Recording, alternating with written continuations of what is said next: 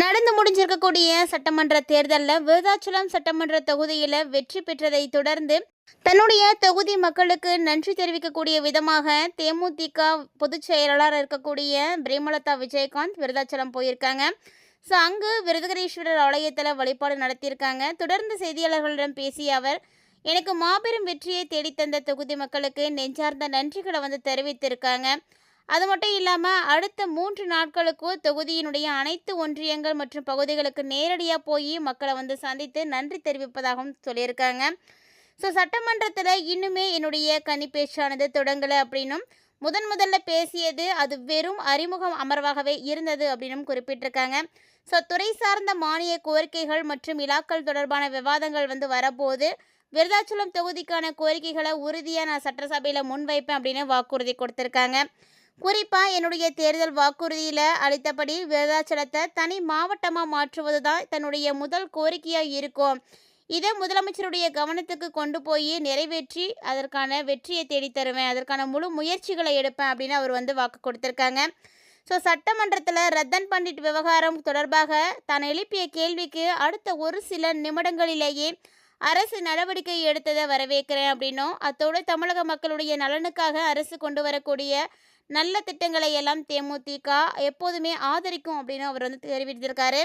So அந்த வகையில் தான் முதலமைச்சரான உடனே 717 மதுபான கடைகளை உடனடியாக மூடியதற்கும், பள்ளிகள் மற்றும் கோவில்களுக்கு அருகில் இருக்கக்கூடிய டாஸ்மாக் கடைகளை அகற்றியதற்குமே முதலமைச்சருக்கு வாழ்த்துக்களை தெரிவித்துக்கிறேன் அப்படின்னு அவர் தன்னுடைய வாழ்த்துக்களை குறிப்பிட்டிருக்காரு.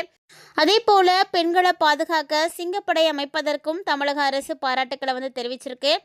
அதே போல் தவறுகள் நடக்கக்கூடிய இடத்துல எதிர்க்கட்சியாக அதை சுட்டி காட்டுறது தான் கேப்டன் விஜயகாந்த் நமக்கு கற்றுக் கொடுத்த ஒரு பாடம் அப்படின்னு அவர் சொல்லியிருக்காரு. ஸோ கற்றுக் கொடுத்த அந்த பாடத்தை கண்டிப்பாக வைத்து நம்ம எல்லா விஷயங்களையும் செயல்படுத்தும் அப்படின்னு தொகுதி மக்களுக்கு வாக்குறுதிகளை கொடுத்துட்ருக்காரு. அதே போல் தற்போது அதிமுகவில் இருந்து பிரிந்து வந்தவர்கள் தற்போதைய ஆட்சிக்கு நிபந்தனையற்ற ஆதரவுகள் கொடுத்தாங்கன்னா அதை வரவேற்கலாம் அப்படின்னும், அப்படி இல்லாமல் திரைமறைவு பேச்சுவார்த்தைகள்லாம் நடத்துகிறாங்க அப்படின்னா தமிழகம் இதுவரைக்கும் பார்க்காத ஒரு குதிரை பேரத்துக்கு அது வழிவகுத்துடும் அப்படின்னும் முதலமைச்சர் ஒரு இது குறித்து வெளிப்படையான அறிவிப்பை வெளியிடணும் அப்படின்னும் வேண்டுகோள் வச்சுருக்காங்க. ஸோ இளைஞர்களை பொறுத்த வரைக்கும் அவங்களுக்கு ஒரு தவறான முன்னுதாரணத்தை இந்த அரசு ஏற்படுத்தி விடக்கூடாது அப்படின்ற ஒரு கோரிக்கையும் பிரேமலதா விஜயகாந்த் அவர்கள் வச்சுருக்காங்க. ஸோ மத்திய மாநில அரசுகளுக்கு கீழே பெட்ரோல், டீசல், சிலிண்டர் விலை உயர்வு மற்றும் மின்சார தட்டுப்பாடு காரணமாக அத்தியாவசிய பொருட்களுடைய விலை கடுமையாக உயர்ந்திருக்கு. இந்த விலைவாசி உயர்வால் நாடு கடுமையான பொருளாதார சீரழிவை நோக்கி போயிட்டுருக்கு. தட்டுப்பாடுகள் நீக்காவிட்டால் மீண்டுமே தன்னுடைய எல்லா விதமான பிரச்சனைகளும் ஏற்படும் அப்படின்னும், மீண்டும் ஒரு லாக்டவுன் போன்ற ஒரு சூழ்நிலை வந்தாலுமே கூட ஆச்சரியப்படுறதுக்கு இல்லை அப்படின்னும் அவங்க குறிப்பிட்டிருக்காங்க.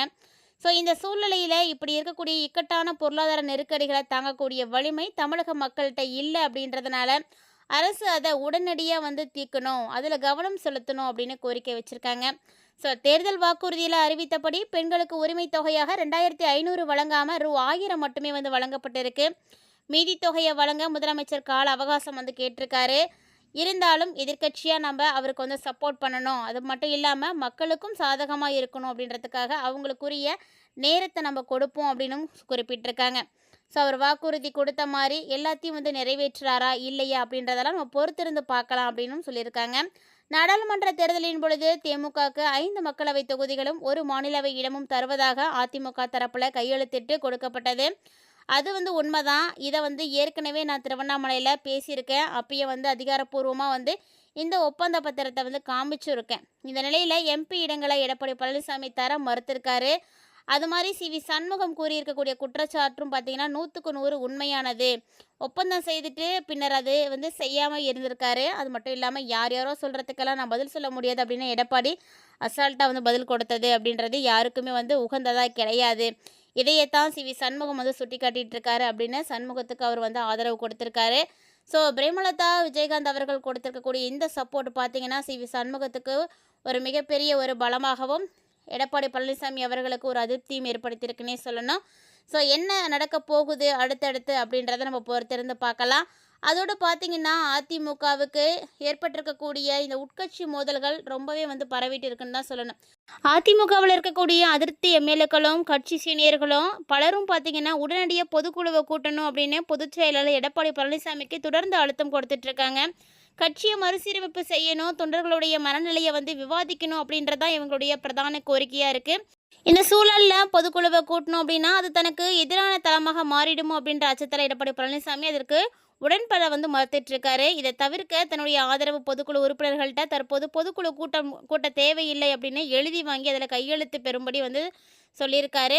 இருந்தாலுமே இது யூகம் எடப்பாடிக்கு அத்தனை வந்து எளிமையாக வந்து அமையலை அப்படின்னு தான் சொல்லணும். ஸோ பொதுக்குழுவை கூட்ட தேவையில்லை அப்படின்ற கடிதத்தில் கையெழுத்து போட நிறைய பேர் வந்து திட்டவட்டமாக வந்து மறுப்பு தெரிவிச்சிட்டு இருக்காங்க. கட்சியினுடைய தற்போதைய நிலையை விவாதிக்காமல் இருக்க முடியாது அப்படின்ற நிலைப்பாட்டில் அவங்களும் வந்து உறுதியாக இருக்காங்க.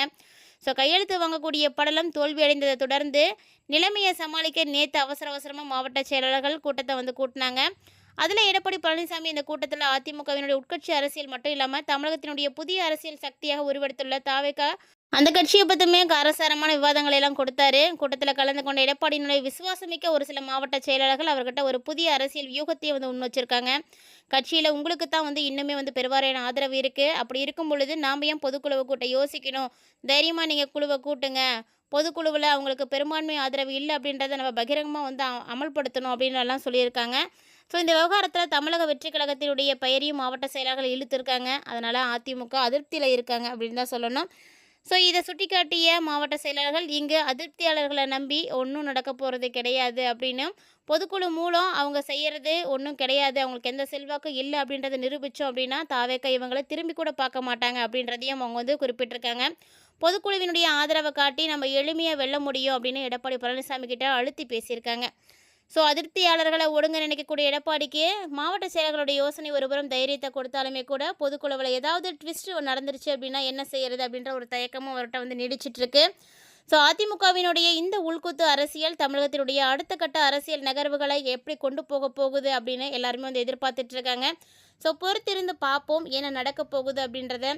அதிமுகவில் ஏற்பட்டிருக்கக்கூடிய இந்த உட்கட்சி மோதல் இன்னும் வந்து தீவிரமாகுமா அல்லது அப்படியே வந்து சரியாக போகுமா, தாவேக்கா மீதம் இருக்கக்கூடிய நபர்களை வந்து இணைக்க போகிறாங்களா இல்லையா, இந்த மாதிரி நிறைய கேள்விகளுக்கான பதிலையே நம்ம பொறுத்திருந்து தான் வந்து பார்க்கணும். அதிமுகவில் ஏற்பட்டிருக்கக்கூடிய பெரும்பான்மையான பிரச்சனைக்கு காரணமே எடப்பாடி அவர்கள் கொடுத்த வாக்குறுதியை அவங்க செய்ய தவறியது தான் அப்படின்னு சொல்லப்படுது. ஸோ இதை வந்து பிரேமலதா அவர்களும் சுட்டி காட்டியிருக்காங்க. ஸோ அதிமுக அவங்க செய்யக்கூடிய இந்த ஒரு விஷயம் எப்படிப்பட்டதாக இருக்குது அப்படின்றத மறக்காமல் வந்து கமெண்ட் பண்ணுங்கள். அதிமுக தன்னுடைய அனைத்து விதமான பிரச்சனைகளையும் தீர்த்து மீண்டும் ஆட்சியை பிடிக்குமா, அதாவது எதிர்க்கட்சி அப்படின்ற ஒரு அந்தஸ்தை கூட இழந்திருக்கு, மீண்டும் தன்னுடைய கட்சியை நிலைநாட்டுமா இல்லையா அப்படின்றத எல்லாருமே வந்து எதிர்பார்த்துட்டு இருக்காங்க. ஸோ பொறுத்திருந்து பார்க்கலாம் எடப்பாடி அவர்கள் என்ன செய்ய போகிறார் அப்படின்றத. ஸோ அந்த கட்சியை நிலைநாட்ட அவர் மிகவும் பாடுபட்டுருக்கார் அப்படின்னு தான் சொல்லணும். என்ன நடக்க போகுது, அதிமுக மீண்டும் முன்னேற்றம் அடையுமா இல்லையா அப்படின்றத பற்றிலாம் மறக்காமல் கமெண்ட் பண்ணுங்கள். மேலும் இது மாதிரியான அரசியல் அப்டேட்ஸ் எல்லாம் நீங்கள் உடனுக்குடன் பார்க்கணும்னு நினச்சிங்கன்னா நம்ம சேனலை மறக்காமல் சப்ஸ்கிரைப் பண்ணிவிட்டு ஃபாலோ பண்ணிக்கோங்க.